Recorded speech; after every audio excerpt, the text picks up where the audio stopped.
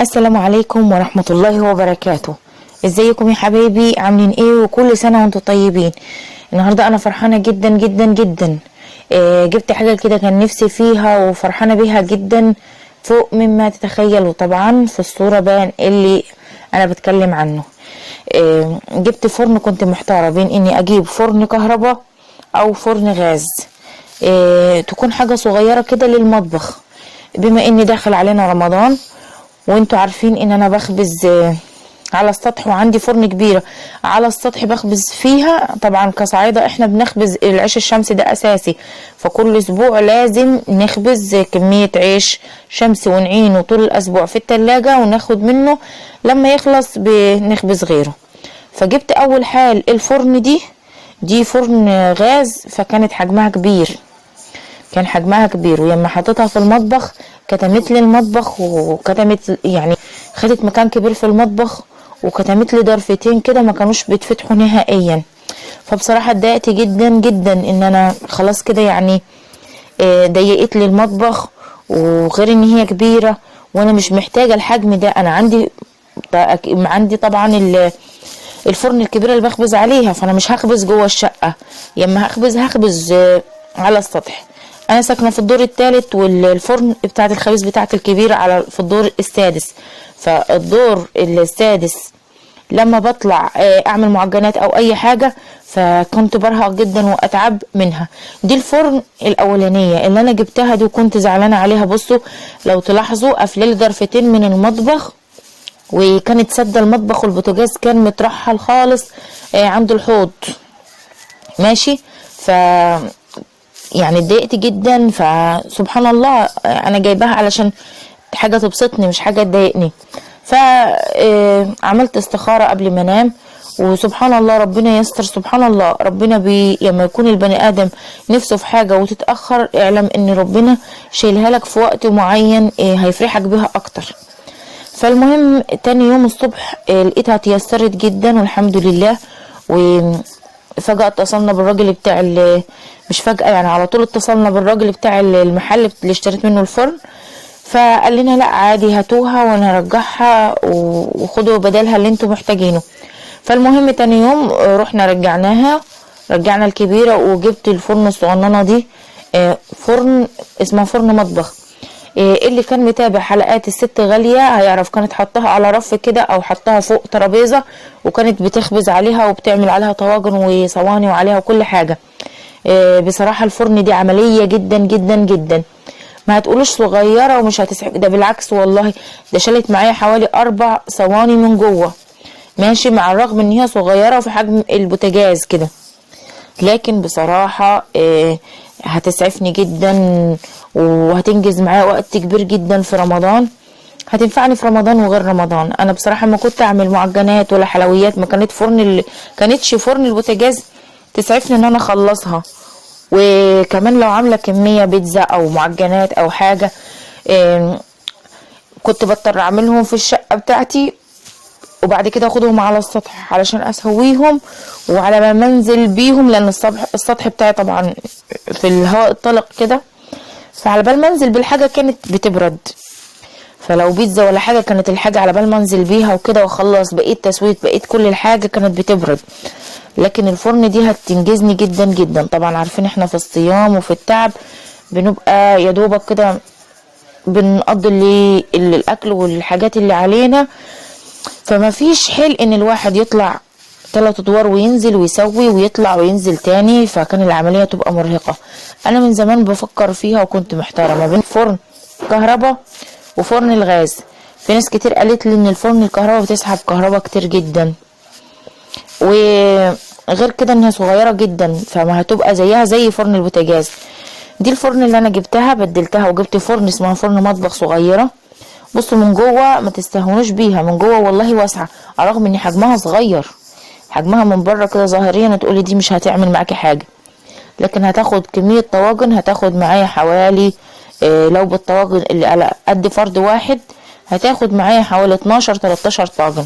طبعا انا حطيت فيها حاجات طواجن وصواني عشان اقيس مقاسها، عشان اعرف مقاسها يعني هتشيل معايا كام. فبتكلم يعني عن يعني عن حاجة بتكلم عنها وانا موقنة ايه هي بالظبط وهستفاد منها قد ايه. الفرن فيها نظام فتحة من فوق وبتبقى ليها غطا، واللي زي ما انتوا شايفين كده النار بتبقى لفة حوالين داير، عاملة زي المربع كده حوالين داير الفرن من فوق ومن تحت. ودي المفاتيح بتاعتها، وهي طبعا بأنبوبة او ممكن تشتغل على غاز طبيعي مفيش اي مشكلة. والمفصلات بتاعتها زي ما انتوا شايفين. المفصلات دي ممكن تريح دماغك، بدل ما الفتح والقفل ومساميرها مع السنين وكتر الاستخدام بتفك. ممكن تبرشميها، تخلي الراجل يبرشمها لك، هو عارف لو قلت له كده هيعملها لك ازاي. دي اسم الفرن ونوعها، وهي اسمها مكة الحديث. تمام. وفي فرن كمان تاني يعني برشحها لكم برضو اللي حابه تشتري فرن خبيز، لان بيجي لي تعليقات كتير جدا في القناه عن انواع الافران ايه واحسن انواع ايه وكده. انا كنت جايبه هوريكم صورتها دلوقتي. الفرن الكبيره بتاعتي اسمها العياش اهو زي ما انتوا شايفين.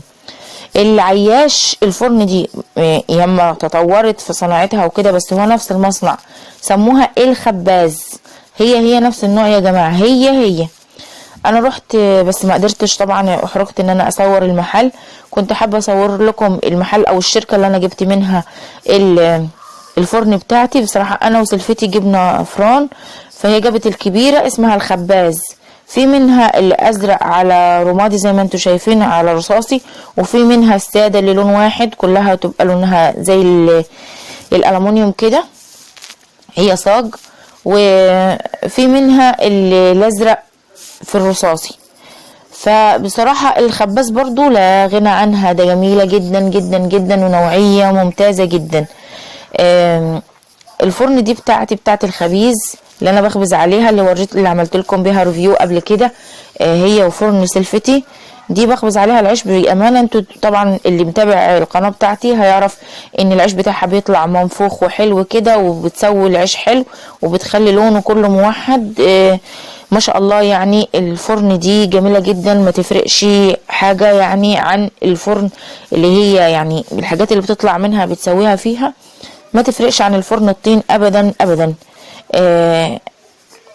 طبعا انا عملت فيها قدامكم، خبزت فيها الفايش وخبزت فيها عيش شمسي وخبزت فيها العيش البلدي اللي هو العيش المصري، وعملت فيها فطير وعملت فيها حلويات وبيتزات ومعجنات كتير قوي قوي قوي. كانت شغاله ما شاء الله معايا زي الفل.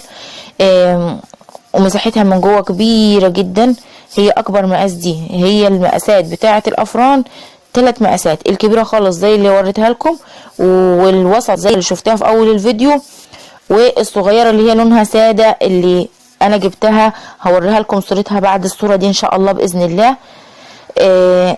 النوعين الكويسين جدا علشان اي حد حابب يشتريها، سواء يستخدمها للمطبخ او للخبيز. فرن النوع الاولاني اسمه الخباز، والنوع الثاني مكة الحديث. في طبعا نوعيات تاني اسمها المنصورة وكده، بتاعتها حلوة خالص، بس المشكلة بتاعتها بتتكسر بسرعة او بتتلف بسرعة، مش هتعيش معاكي، خفيفة شوية. لكن الخباز او اللي هي كانت اسمها العياش وبعد كده سموها الخباز تقيلة وتحمل معاكي. دي فرن سلفتي اللي كنت عامله لكم ريفيو عنها قبل كده، برضو حلوة جدا. تستخدم برضو في زي ما انا قلت في كل المعجنات، كل المخبوزات، في الحلويات، في كل حاجة انت حابة تعمليها، طواجن، اي حاجة.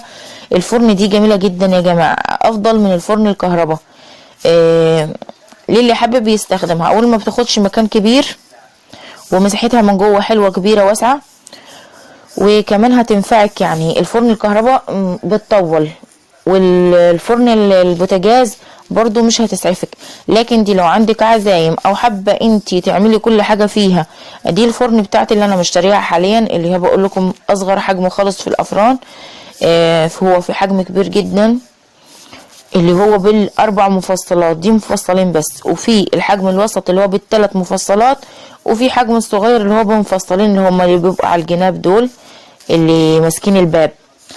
فانت شوفي ايه اللي يناسبك. لو حابه تاخديها للمطبخ فطبعا ارجح لك الصغيره زي بتاعتي. باذن الله اوريكم في رمضان انا هستخدمها ازاي، او غير رمضان يعني بتستخدم ازاي، بتولعيها ازاي، تظبطي النار بتاعتها ازاي عشان تستخدميها لايه والايه. يعني طبعا للطواجن محتاجه تعلي عليها،